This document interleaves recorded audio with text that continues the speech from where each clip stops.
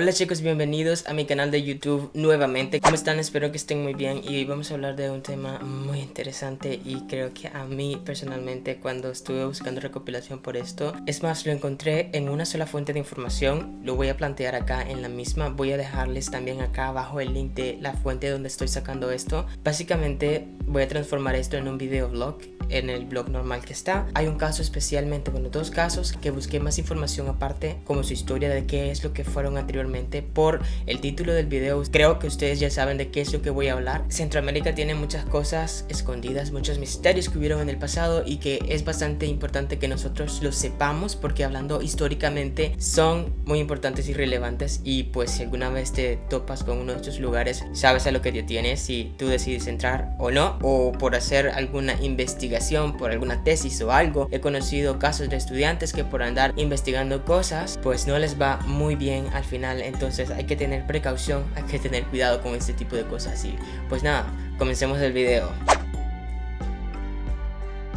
Lugares donde pasan cosas paranormales, misterios, casas embrujadas, lugares que hay fuerzas, entes o cosas que probablemente no son o no tienen una explicación científica en Costa Rica. En el puesto número 5 tenemos al Hospital San Juan de Dios. Quiero aclarar en un paréntesis acá que actualmente el Hospital Nacional de mi ciudad en El Salvador se llama Hospital San Juan de Dios y que casualmente yo hice mis prácticas de contabilidad en ese hospital y me pasó una situación bastante paranormal. Me pasó algo que no lo voy a olvidar y que eso que me pasó solo lo saben creo que 3-4 personas a lo máximo. No lo llegué a contar, a hacerlo público o a hacer exageración porque tampoco es la gran cosa, pero es bastante traumática. Lo que me pasó ahí no lo voy a olvidar nunca y eso me hizo que me pasara a otro lado, así que finalicé mis prácticas contables en una oficina contable, en como despacho contable aparte, porque o sea, no, si quieren que haga un video de lo que me pasó en ese hospital, déjenmelo saber en la cajita de los comentarios. Ahora sí, continuemos con este caso. Ya saben que como en la mayoría de hospitales tienen sus historias cuando los cierran, porque obviamente al ser un hospital hay casos de muertes en todos los hospitales. Siempre tienen que haber casos registrados de muertes, algunas trágicas y otras simplemente ridículas. En el hospital capitalino abundan las historias de horror y fantasmas, pero sin lugar a dudas la más famosa de todas es la monja que busca a un paciente para darle un vaso con agua. Cuenta la leyenda que un enfermo pidió algo de beber a la trabajadora del centro de salud, pero esta no llegó a tiempo y él murió. Se dice que el espíritu de esta ronda por los corredores, abriendo puertas y haciendo sonar objetos de metal.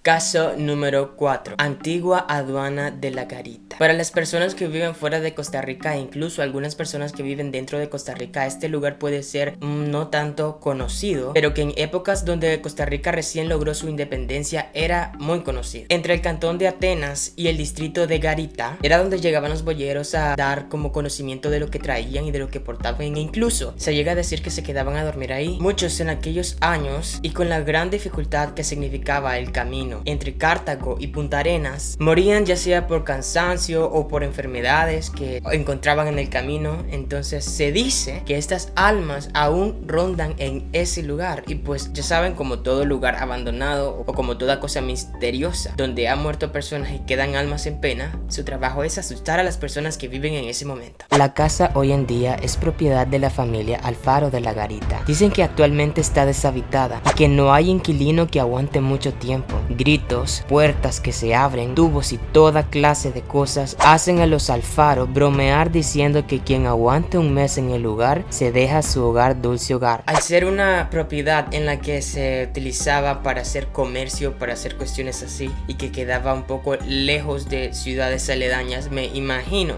el camino para regresar de esas personas era bastante frustrante, que hacía que se enfermaran y que murieran en el intento. Es como que cruces el desierto sin agua, de lo lejos que está de la ciudad, probablemente mueres en el camino por algunas alucinaciones o cuestiones. Número 3. El viejo edificio de Pani, Cartago. Se dice que la vieja metrópoli es especialista en este tipo de cosas. Antes, este edificio era una casa y esta casa se había puesto en venta, pero curiosamente nadie la compraba. Hasta que el 4 de noviembre de 1945, durante el gobierno de Teodoro Picado, el Estado la adquirió para instalar el Patronato Nacional de la Infancia. Se dice que hay muchas historias de dueños que pues iban y venían, pero todos tienen sus propias historias de las cosas que pasaban dentro de esta propiedad, y todas específicamente concluían en el mismo fantasma que nunca salía de la propiedad. De tantos casos que hubieron en esta casa, pues que hubo uno especialmente que fue el más impactante y el que a mí personalmente me puso como que los pelos de punta, porque en 1969 a Emma Rosa le pasó el caso que viene siendo el más impactante que ha estado en este edificio, y es muy parecido. ¿Saben qué? Me llamó la atención a mí bastante porque es demasiado parecido a lo que a mí me pasó en el Hospital San Juan de Dios de acá de El Salvador. Parecido,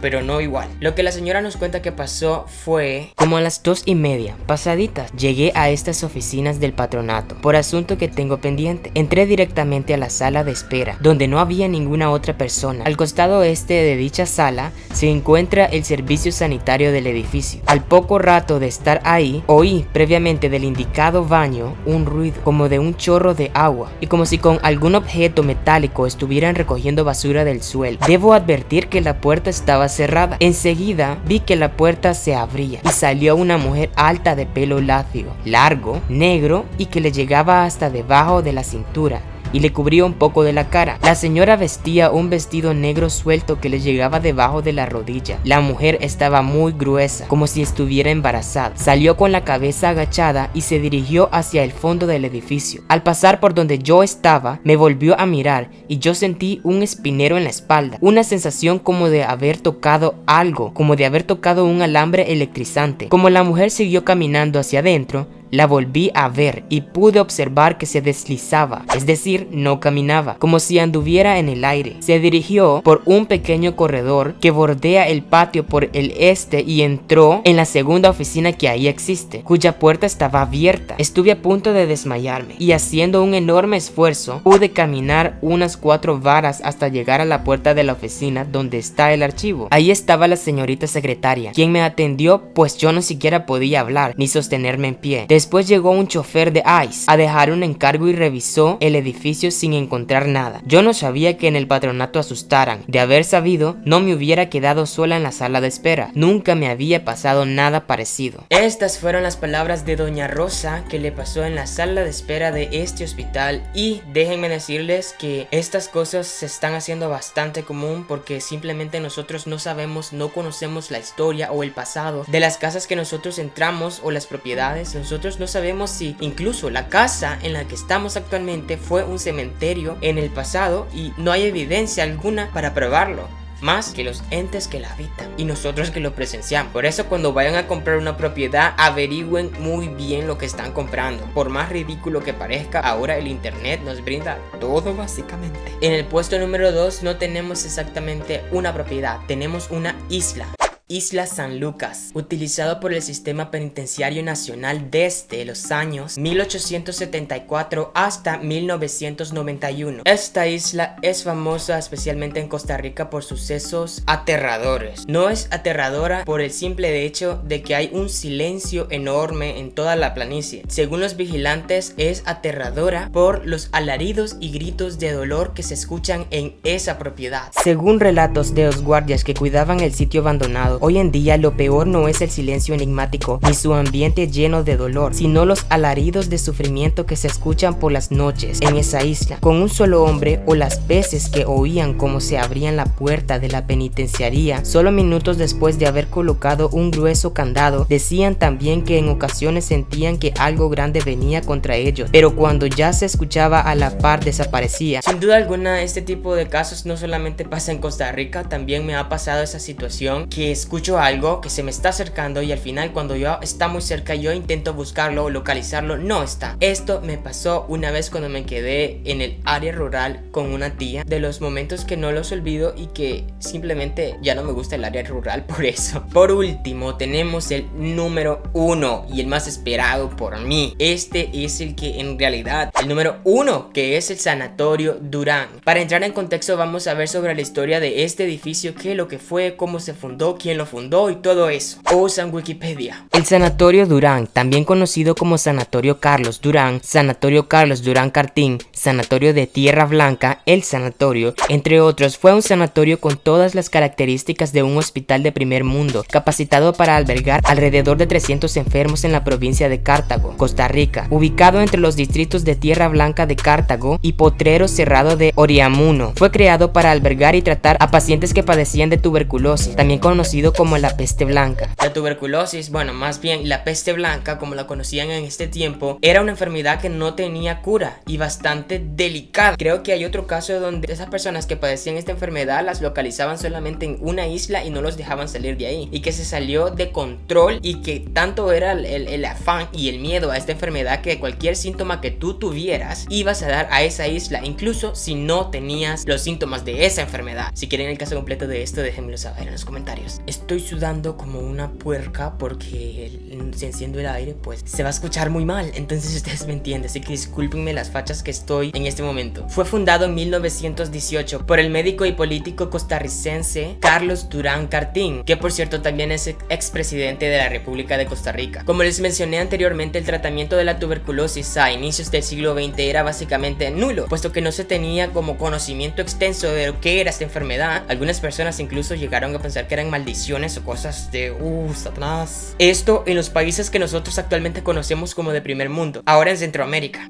No se contaba ni con el equipo ni con el personal idóneo que sabía cómo tratar a este tipo de enfermedades. Mientras que el doctor Durán mostró como que aquella impotencia, pero aquel afán de querer hacer algo por estas personas que padecían la enfermedad. Entonces, por medio de publicaciones internacionales que hacían en periódicos y cosas así, y también por medios de viajes al exterior, Durán se dio la tarea de investigar y empaparse lo más que pueda de estos conocimientos de medicina para poder encontrar al menos un alivio para las personas que padecían la peste blanca. En 1903 se trasladó a un sanatorio en Nueva York y ahí fue donde él decidió pues como que empezar a conocer sobre el tema y empaparse de esta información. Obviamente que al estar en este sanatorio él conoció la infraestructura, la manera de trabajar y todo lo que se tenía en ese momento, que era el máximo avance en Nueva York, pues se la trajo para Costa Rica. Bueno, se la llevó para Costa Rica porque no estoy en Costa Rica. Eso catalogó cuando creó este hospital, cuando creó el Sanatorio Durán, básicamente a escala y a modelo de primer mundo. Entonces las instalaciones estaban 100% capacitadas. Fue en 1912 cuando el costarricense Durán regresó al país y empezó este proyecto. Ahora sí, a lo que estábamos esperando, entremos a lo que viene siendo en el caso. ¿Qué pasó o qué pasa dentro de estas instalaciones? Cientos de costarricenses tienen historias espeluznantes de lo que pasa dentro de estas instalaciones. Actualmente no está funcionando, pero era un antiguo hospital donde trataban a pacientes de tuberculosis, como lo mencioné en la historia básica, pero también fue psiquiátrico. Aquí viene comenzando lo misterioso. Se escuchan gritos y quejidos en los pasillos y también se observan luces en el rústico cementerio que está en la parte alta de la finca. Dicen que a veces se ve una monja que se asoma en las ventanas de los viejos edificios, o que a veces baja caminando por las escaleras de la capilla y luego desaparece, hasta que un hombre periodista una vez se decidió por llegar y realizar una entrevista a alguien. Él entró a la propiedad y simplemente pues encontró a una monja. Supongo que esta persona sabía que estaba abandonado, pero quizás probablemente dijo, ha de haber alguien cuidando acá la propiedad para que no se lleven las cosas o no la maltraten más o no hagan cosas que no tienen que hacer, puesto que él decidió que al final iba a hacer, y tocó la puerta y en efecto le salió la monja. Esta monja le concedió la entrevista. El hombre, para asegurar de que la entrevista se hizo, puso una grabadora y fue haciendo las preguntas. Todo se tornó muy serio, ni siquiera hubo algo paranormal. La monja respondió de manera formal cada una de las preguntas que el hombre le hacía, y pues que al final, ¿qué pasó? Cuando el hombre salió, se encontró a uno de los vigilantes en la entrada de la propiedad y le dijo, ¿qué estás haciendo ahí? Y él le respondió, pues nada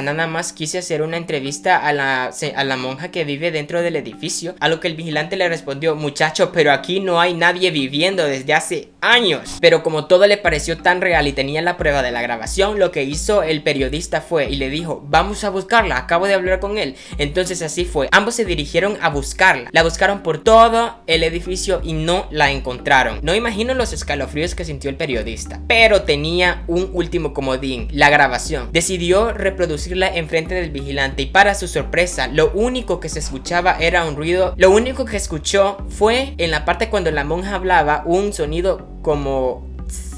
Era como que cada vez que le hacía una pregunta, la respuesta era...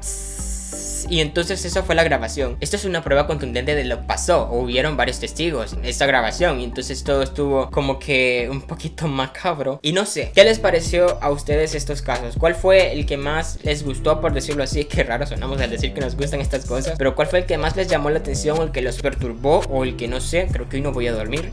Y pues nada, chicos, hasta aquí con el video de hoy. Si les gusta, no olviden dejarle un me gusta, compártanlo en sus redes sociales y déjenme saber sus opiniones en la cajita de comentarios. No olviden seguirme en todas mis redes sociales también, se las voy a dejar en la cajita de información.